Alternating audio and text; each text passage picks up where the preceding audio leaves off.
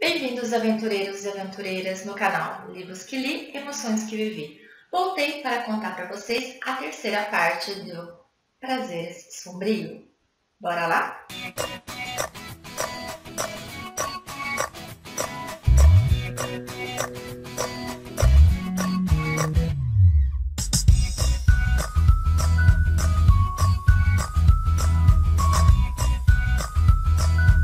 Nessa competição, Catherine começa diferente, pois dessa vez ela vai buscar pelos prêmios, pelos amuletos que lhe darão mais pontuação.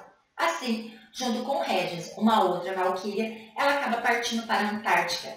Chegando lá, ela começa a sua escalada para poder chegar até ao espelho, ao amuleto, mas ela se depara com quem? Com Sebastian. E quando ela tenta passar, ele fica ali tentando discutir relação, querer conversar com ela sobre os dois. Mas ela não quer, gente. E quando ela fala que ela precisa ir em busca do talismã, ele fala que já está ali com ele, que ele tem, que ele vai dar para ela. Mas ela não quer. Ela quer conquistar como ela sempre fez. Porque esse é o prazer dela, poder competir de igual para igual com os outros participantes. Quando pensa que não, gente do céu, ela descobre o quê? Porque Sebastião é meio tatado, né? Ele, para conseguir informação sobre ela, ele acabou fazendo um acordo com a sereia, que é quem a Catherine mais odeia ali naquele momento, e com Calvin, que é o quê? Um serzinho do submundo. Ele disse o seguinte: vocês me dão informação sobre ela e eu teletransporto vocês para o local onde está o talismã. E ele fez isso. Mesmo ele estando com um para dar a ela não gostou, claro, óbvio, porque ainda teve que aguentar a sereia passar por eles dois e tirar o sarro na cara dela. Quando ela viu que Calvin estava chegando próximo, o que ela fez? Ela se aproximou de Sebastian, deu uma rasteira nele e chegou até o homenzinho. Gente do céu, ela foi cruel com ele. Ela soltou as garras dele de uma forma que ele ficou agonizando. E ali ela pegou o prêmio e levou até o coração para que sumisse e fosse para o templo. Não se contentando com isso, ela acabou fazendo o quê? Ela foi toda sexy, toda delicada até o penhasco e ali ela tirou as travas que estava a sereia segurada numa corda fazendo um rapel. E ela só escutou o grito da sereia despencando. Sebastião não acreditou, ele ficou de cara com aquilo. Como? Como ela pôde fazer isso? Gente, ela é tão doce, ela é tão frágil. Ah, meu filho, você não viu nada.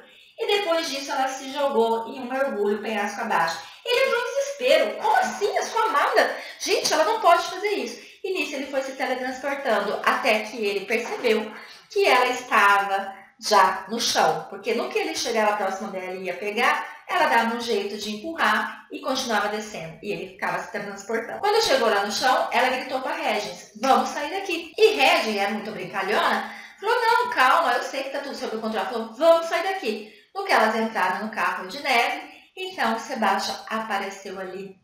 E Regis ficou toda feliz porque ela ia conseguir matar um vampiro. Mas não foi isso que aconteceu, porque Sebastião, ele se teletransportava e deixava ela no vácuo. Até que ele cansou daquela brincadeira, então ele acabou falando para Catherine: te espero hoje à noite. E sumiu. E ali Catherine teve que explicar que ele achava que ela era a noiva dele, que ele é o que ela foi matar, mas acabou matando, e virou aquela confusão toda e Regis se divertindo com aquilo. E todo o tempo ela falando que onde já se viu um sanguessuga querer uma valquíria. Porque até então, Catherine não sabe que Misty, a outra valquíria, se casou com o vampiro. Então ela acaba ficando envergonhada de ter sentido desejo por aquele vampiro. Quando é no fim do dia, então acaba a competição, ela retorna para casa e ela fica na expectativa se ele vai vir ou não vai. Até que ela acaba caindo num sono. Mas, cara, ela se vestiu como? Ela se vestiu com uma blusa bem apertada e um short minúsculo. Mas, como ela não consegue dormir de roupa, num determinado momento ela acabou tirando essa camiseta e ficando sem nada na parte de cima, de barriga para baixo, no colchão.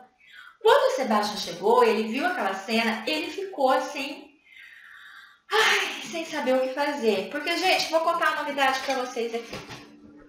Sebastião, ele foi transformado quando ele tinha seus 31 anos.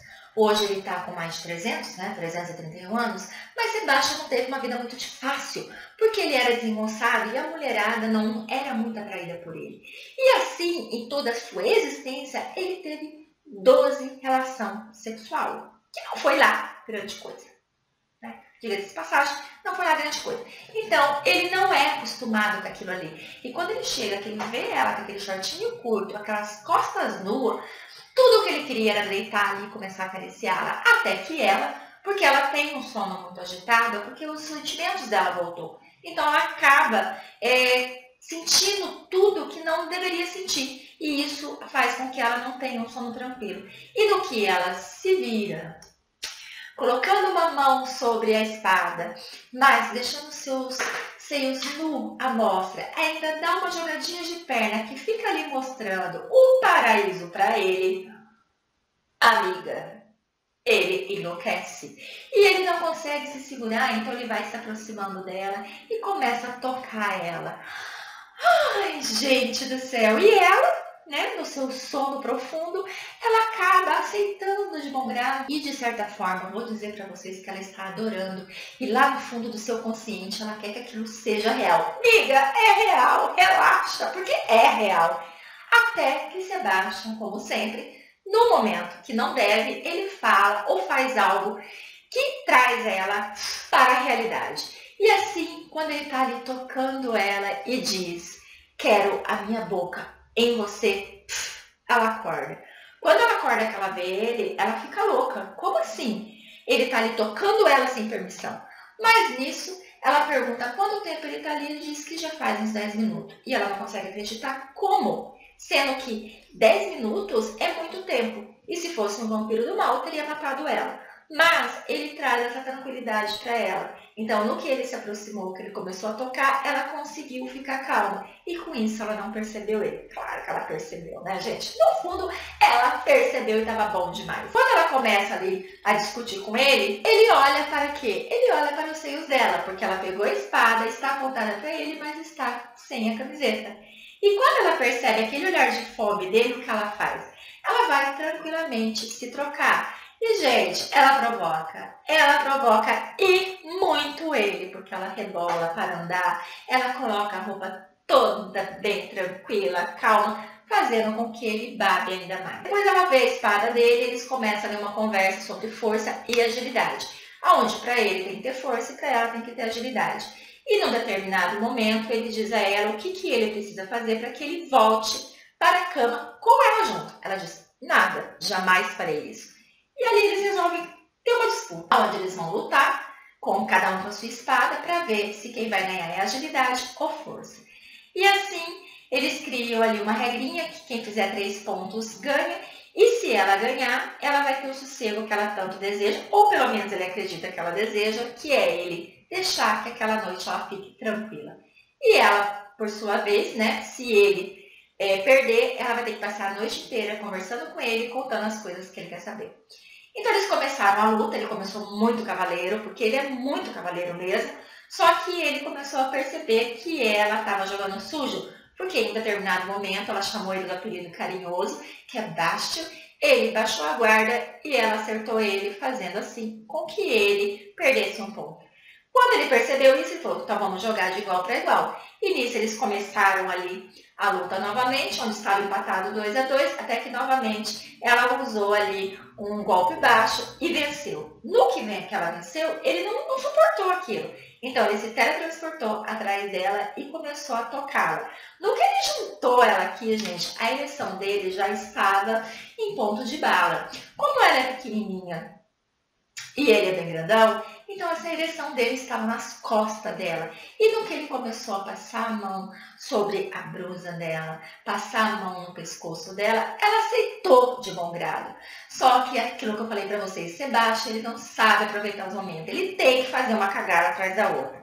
Quando ele estava lá, já tocando os seios dela com uma mão, tocando a barriga dela com a outra mão, já querendo colocar a mão por dentro dos shorts dela, ele acaba beijando o pescoço dela com a boca aberta e isso faz com que a sua presa arranque sangue.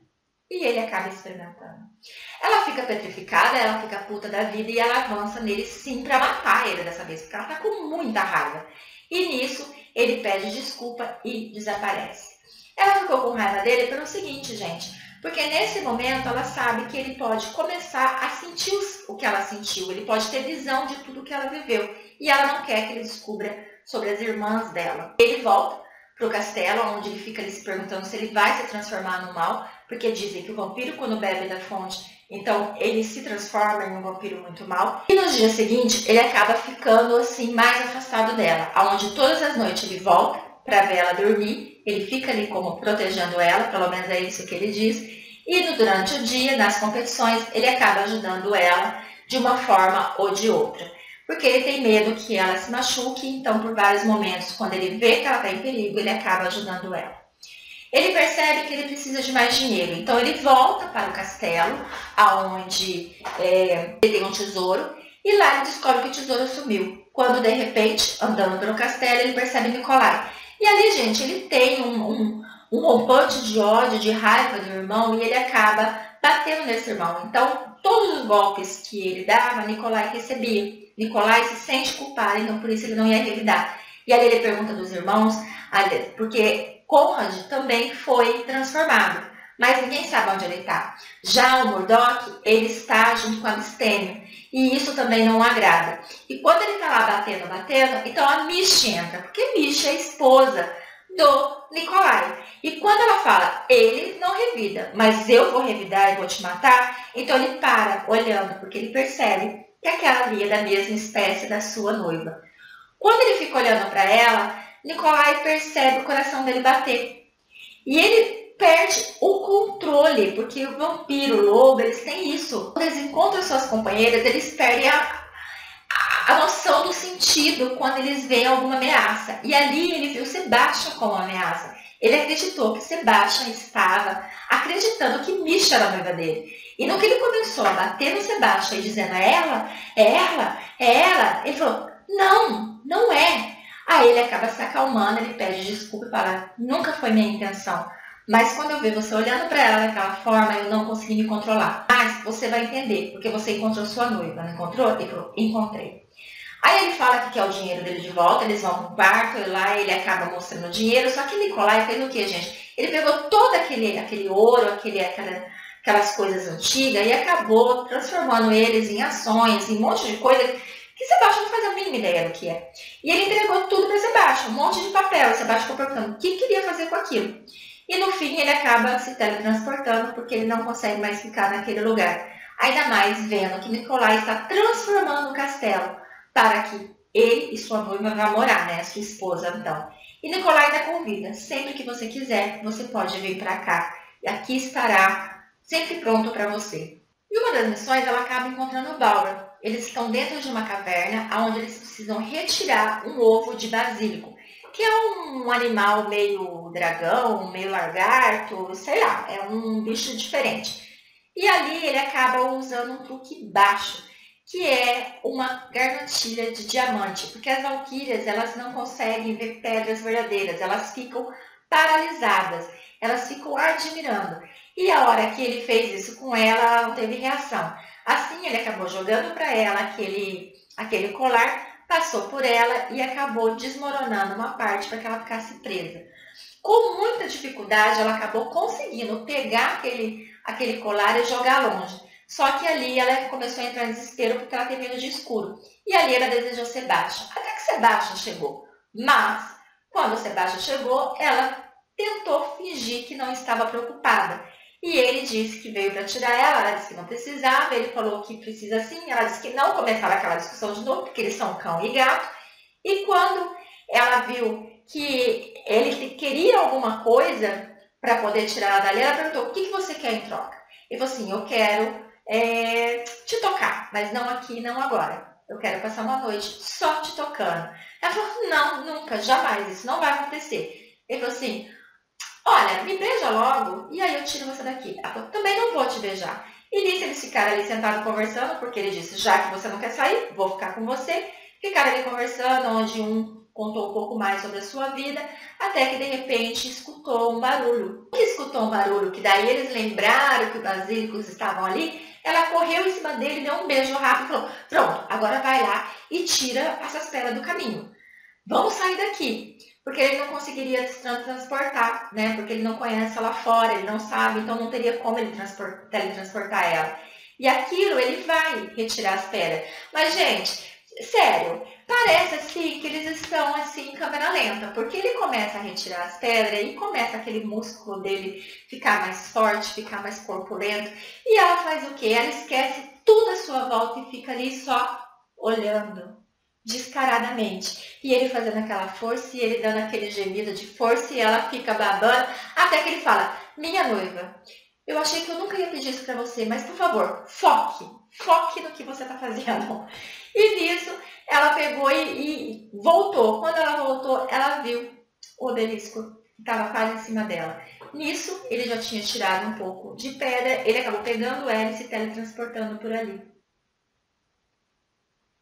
Nisso, ele já tinha tirado um pouco de pedra e aí acabou ela passando por aquele buraco. E ele logo atrás, e os basílicos também atrás. E os basílicos também atrás. E no que ele correu atrás dela, né, ele foi atrás dela, eles estavam escorregando, ela acabou fazendo o quê? Ela deu um pontapé na cara dele que arrancou sangue. E ali ele percebeu que ela nunca teve intenção de encontrá-lo, ele, depois dali. E nisso ele ficou muito puto da vida. E depois que eles conseguiram, sim, escapar, ele acabou vendo ela se atracando novamente com a sereia, onde ela deu uma surra na sereia, uma surra, que a sereia ficou mole. E ela acabou voltando para casa, puta da vida, né? E depois que ela deu aquela surra na sereia, porque, claro, gente, óbvio, ela quis mais dar aquela surra porque ela viu que a sereia tinha dado mole para ele e que ela estava ali com ele. No que ela voltou o foco porque estava acontecendo, ela percebeu que os basílicos estavam muito próximos. Até que Sebastião conseguiu uma abertura, jogou ela por aquela abertura, foi atrás e os basílicos vieram atrás. No que ele foi pegar o calcanhar dela para poder teletransportar ela, ela chutou ele com muita força, ao ponto de arrancar sangue. No que eles conseguiram sair, estava sol. Então ele começou a se queimar, ele foi obrigado a se teletransportar para uma fenda que estava escura e assim o protegia. Ele ficou observando, Catherine caiu mais longe e nisso ela já deu de cara com a sereia e ela foi para cima com tudo. E ela bateu com gosto naquela sereia. Ela bateu com gosto porque ela sabia que Sebastian estava ali observando. E ela sentiu uma ira por ele ter conversado com aquela cretina.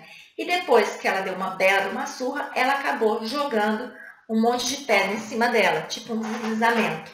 Os basílicos acabaram retornando para dentro da caverna e ela continuou subindo para chegar até o prêmio. Só que Sebastião ficou louco da vida porque ele percebeu que ela jamais teve a intenção de ficar com ele para que ele pudesse tocá-la. Então assim, ele fica com raiva e quando ela chega lá para pegar o ovo, ele já está com o ovo na mão. E ele está brincando com o ovo. E aquilo o coração dela, sendo que ela quase não tem sentimentos, mas o coração dela dispara, porque é o único ovo. E se perder, ela vai perder muitos pontos se ele deixar cair. E nisso ela pede para ele, por favor, me dá o ovo. Ele diz, você nunca teve intenção de ficar comigo, né? Pois bem, se você quiser esse ovo, você vai ficar comigo. Nós vamos nos encontrar essa noite e eu vou passar a noite te tocando. Ela fala, mas isso, meu filho, não vai acontecer. Porque você não vai conseguir só ficar me tocando. Ele falou, eu juro, eu só vou te tocar. Ela falou, mas você vai querer me morder. Eu não vou te morder. Eu não vou te morder. Mas você vai passar essa noite comigo e eu vou ficar te tocando. Depois eu te dou o ovo. Ela não vê outro jeito, gente, então ela acaba cedendo. Nisso, ele desaparece com o ovo e fala para ela que ele estará lá para poder encontrá-la. Lembrando que dali eles vão para outra missão. Então ela acaba voltando para o avião, que é para o jatinho que ela está viajando pelo mundo, pede para que os pilotos aguardem 20 minutos após o pôr do sol, para que assim possa encontrar Sebastião. Como está muito nervosa, aguardando o momento da chegada dele, então ela acaba ligando para o Coven para poder falar com o Misty, para tentar entender essa atração que ela sente pelo vampiro. Mas quem atende ela é a Nyx, é a que prevê o futuro. E ali ela começa a questionar como que Bauer sabia sobre o prêmio antes de qualquer pessoa. Lembrando que ele foi no casamento da Emma com o Lycan, porque ele é um Lycan. E aí ela percebe, né, que nem para esse casamento ela foi avisada, ela teve que descobrir tempo depois. E ali ela acaba descobrindo que Misty também se casou com o vampiro. E ela fica com raiva, ela fala assim, por que a outra estava me criticando, sendo que já tem um vampiro na família? Sendo que esse vampiro, além de tudo, é meu cunhado. Porque no que elas começaram a conversar, ela acabou descobrindo. E ali, num determinado momento, ela acaba dizendo, bom, você deu a vantagem a ele dizendo sobre o prêmio. Então, já que é assim, então você tem que dar algo a mim. Então, eu quero saber, eu vou vencer a corrida? E quando ela faz essa pergunta e a Nyx fica pensando, ela escuta um grito horrendo, horrendo, desesperado, porque a Nyx vê o futuro dela e o futuro dela é a morte. E agora, como que ela vai reagir sabendo que ela vai morrer daqui a poucos dias? Trago para vocês no próximo vídeo. Muito obrigada pela companhia, fiquem com Deus e até a próxima.